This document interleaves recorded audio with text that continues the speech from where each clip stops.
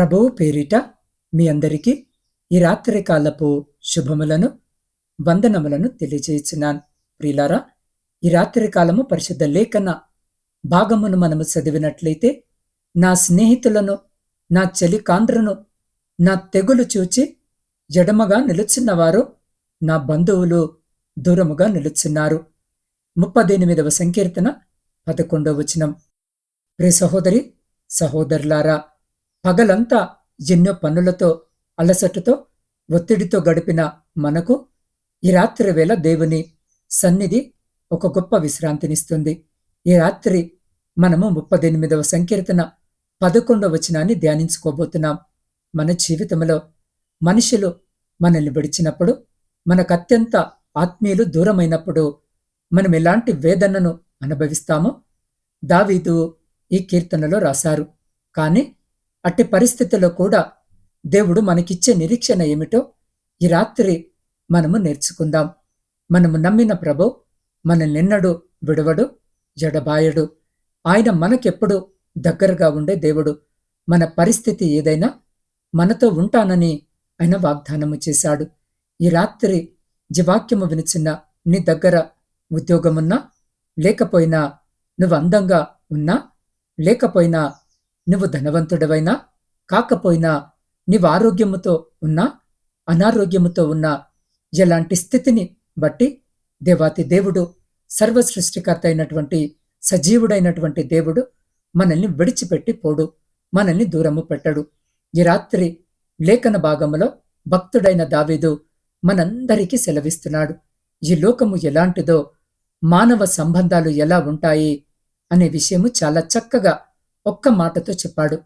తనకు వచ్చిన తెగులును బట్టి తన అనారోగ్యమైన అయి ఉండొచ్చు, తనకున్న బలహీనతలైన ఉండొచ్చు, లేదా ఆర్థికంగా చితికిపోయిన పరిస్థితి అయినా అయి ఉండొచ్చు, లేదా నిందపడిన వానిగా, పాపము చేసిన వ్యక్తిగానైనా ఉండొచ్చు. పరిస్థితి ఏదైనా మొత్తానికి దావీదు యొక్క స్థితి బాగోలేదు. అలాంటి స్థితిలో ఆదరించాల్సిన వారే, నేనున్నాను, భయపడకు, బాధపడకు అని ఓదార్చాల్సిన వారే, నేను నీకు సహాయముగా ఉంటానని చెప్పాల్సిన వారే ఎలా ఉన్నారు అనంటే దూరముగా ఉన్నారంట. ఎడమైపోయారు, నాకెందుకులే అని పట్టనట్లు చూస్తున్నారని మనము వాక్యములో చూడవచ్చు. ఈ రాత్రి బహుశా ఈ వాక్యము వినిచిన నీ యొక్క పరిస్థితి కూడా ఇలానే ఉన్నదేమో. నీకున్న అనారోగ్యమును బట్టి నువ్వు ప్రేమించేవారే పలకరించడము లేదేమో. నువ్వున్న ఆర్థిక పరిస్థితులను చూసి నీతో మాట్లాడుటకు ఇష్టపడటం లేదేమో. నీ పైన పడిన నిందలను బట్టో, నువ్వు చేసిన చెడు పనిని బట్టో ఏ ఒక్కరు నీతో సహవాసము చేయడము లేదేమో. నిన్ను నీచముగా చూస్తున్నారేమో. కానీ ప్రియ సహోదరి సహోదరులారా, దేవుడు అలా చూడడము లేదు. ఆయన ప్రేమామయుడు, కరుణామయుడు. ఆయన నిన్ను ఆదరిస్తాడు. ఆయన నిన్ను దగ్గరికి చేర్చుకుంటాడు. ఎక్కడైతే పాపము విస్తరిస్తుందో అక్కడ ఆయన కృప విస్తరిస్తుంది.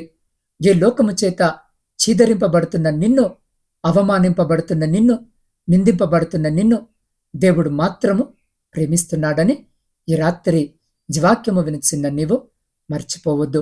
వ్యభిచారములో పట్టుబడినటువంటి స్త్రీని అందరూ అనరాని మాటలు అంటుంటే, ఇష్టము వచ్చినట్లు మాట్లాడుతుంటే, దొరికింది కదా, ఇప్పుడు ఎలా అయినా మాట్లాడొచ్చని తిడుతుంటే ఆమె చేసిన తప్పు ఏమో కాని ఆ మాటలకే ఆమె సగము చచ్చిపోయింది కదా.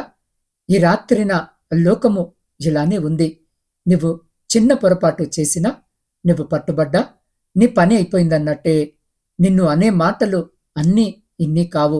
సామాజిక మాధ్యమాలలో కావాలని అభ్యంతరకరమైన, రెచ్చగొట్టేలా లేదా అసంబంధమైన వాక్యాలు చేస్తూ, చేయాల్సినవన్నీ చేస్తూ ఉంటే, ప్రియ సహోదరి సహోదరుడా, ఆ అవమానాలను తట్టుకోలేక ఈ మధ్య ఎంతోమంది ఆత్మహత్యకు పాల్పడ్డారు.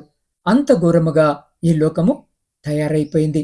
అయితే యేసయ్య మాత్రము ఆ వ్యభిచారమందు పట్టుబడినటువంటి స్త్రీని ఏమని పిలిచాడో తెలుసా?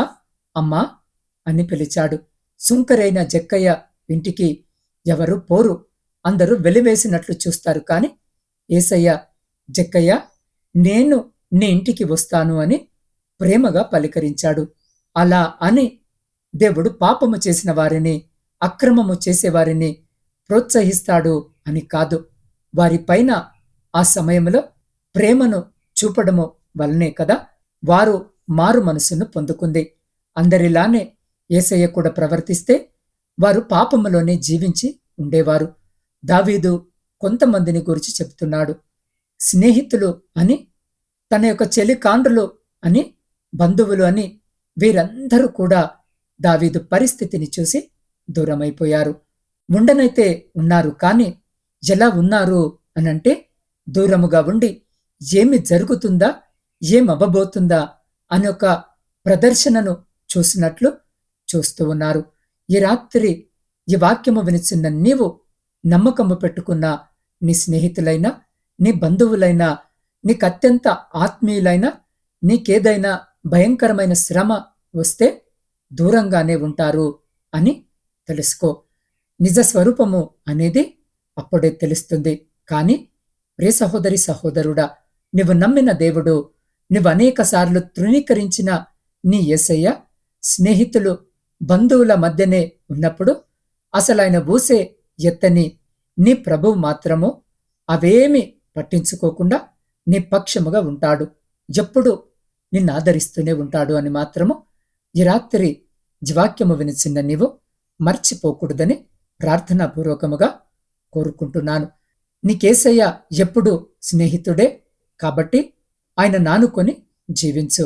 రే సహోదరి సహోదరుడా, వాక్యము ద్వారా ఈ రాత్రి మనము తెలుసుకున్నట్లుగా లోకము మనల్ని తృణీకరించవచ్చు, స్నేహితులు దూరము కావచ్చు, కానీ దేవుడు మన పక్షాన ఉన్నాడు.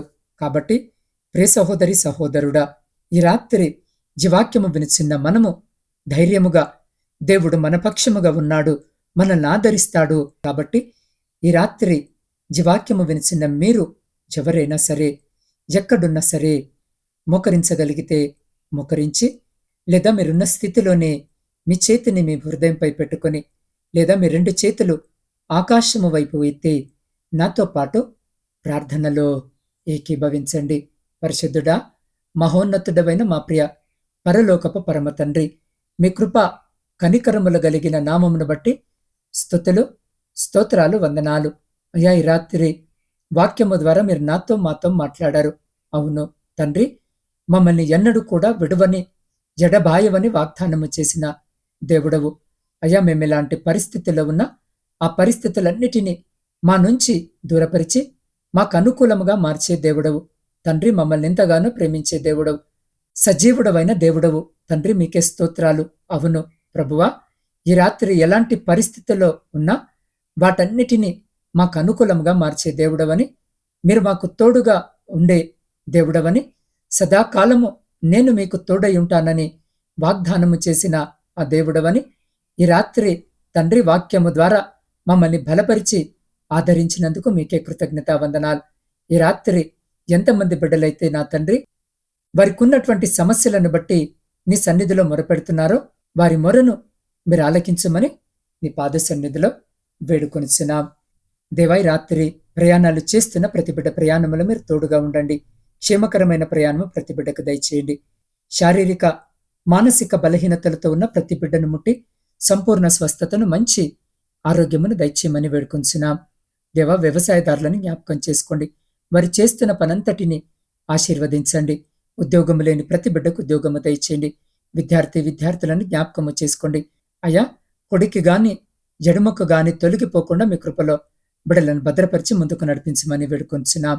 దేవ, కుటుంబ పోషణకై కుటుంబాలను వదిలి పరాయి దేశంలో ఉద్యోగాలు చేసుకుంటున్న ప్రతి సహోదరి సహోదరుని జ్ఞాపకము చేసుకోండి.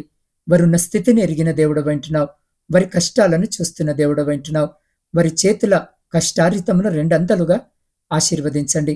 వారున్న చోట నా తండ్రి వారి యజమానుల పై అధికారుల దయను, కృపను పొందుకునే భాగ్యము దయచేయండి. ఒంటరిగా ఉంటూ ఉండగా నా తండ్రి ఒంటరితనం వారి దరి చేరకుండా, అనారోగ్యము వారి దరి చేరకుండా మీరే బిడ్డలకు తోడుండి ముందుకు నడిపించి వారిని, వారి కుటుంబాలను మీ కృపలో భద్రపరచండి. సైన్యంలో ఉండి దేశాన్ని కాపాడుతున్న ప్రతి సైనికుని చుట్టూ మీ కంచె వేసి ప్రతి శత్రు, ప్రతి అపాయం నుంచి మీరే బిడ్డల్ని కాపాడి వారిని వారి కుటుంబాలను మీ కృపలో భద్రపరచండి. ఆర్థిక సమస్యలు, అప్పుల భారముతో నలిగిన స్థితిలో కన్నీరు విడుస్తూ ఈ రాత్రి మీ వైపు చూస్తున్న ప్రతి బిడ్డ జీవితంలో నుండి ప్రతి ఆర్థిక లేమిని, అప్పుల బంధకాలను తొలగించమని వేడుకొంచున్నాం. దేవా, గర్భఫలములు లేక కన్నీటితో ఈ రాత్రి మీ వైపు చూస్తున్న ప్రతి బిడ్డ గర్భాన్ని ముట్టి ప్రతి బిడ్డకు గర్భఫలము దయచేయమని వేడుకొంచున్నాం. మీ సేవకుల కొరకును, సేవకురాండ్రు వారి కుటుంబాలు, వారి పరిచర్య అంతటిని మీ పాద సన్నిధిలో పెడుతూ ఉండగా బిడ్డలను దీవించి ఆశీర్వదించి అయా మీ సువార్త పరిచర్య అందరిని ప్రతి ప్రాంతమునకు బిడ్డలను నడిపించి ఆ చోట మీ పరిచర్య అందించబడి అనేకులు మీ శిల్వ మార్గం వైపు నడిచే కృపను బిడ్డలకు దయచేయమని వేడుకొంచున్నాం. దేవ, వృద్ధుల కొరకును, వితంతుల కొరకును, శ్రమలను అనుభవిస్తున్న ప్రతి బిడ్డ కొరకు ప్రార్థిస్తున్నాం. ఒంటరి జీవితాన్ని గడుపుతున్న బిడ్డల కొరకు ప్రార్థిస్తున్నాం. ఈ రాత్రి బిడ్డలకు తోడుండండి, కావలసిన సహాయం దయచేయండి. సొంత గృహాల కొరకు ఆశ కలిగి మీ వైపు చూస్తున్న ప్రతి బిడ్డ కోరికను తీర్చండి. దేవా, ప్రపంచంలో శాంతిని, సమాధానాన్ని కలిగించండి. విడిపోయిన విచ్ఛిన్నమైన ప్రతి కుటుంబాన్ని కట్టండి. వివాహాల కొరకు సిద్ధపడుతున్న, వివాహాలు జరగక, సరి అయిన సంబంధాలు రాక ఆశ కలిగి మీ వైపు చూస్తున్న ప్రతి బిడ్డ కూడా కావలసిన సహాయము దయచేయమని వేడుకొనిచున్నాం. దేవా, ఈ రాత్రి ప్రాముఖ్యంగా నాత్మీయ కుటుంబ సభ్యులందరినీ మీ పరిశుద్ధ పాదాల చింత పెడుతూ ఉండగా బిడ్డల చుట్టూ మీ కంచె వేసి అయా వారి ప్రతి ప్రార్థన విజ్ఞాపనను మీరు ఆలకించి అంగీకరించి ప్రతి ప్రార్థనకు సమాధానము దయచేయమని వేడుకొంచున్నాం.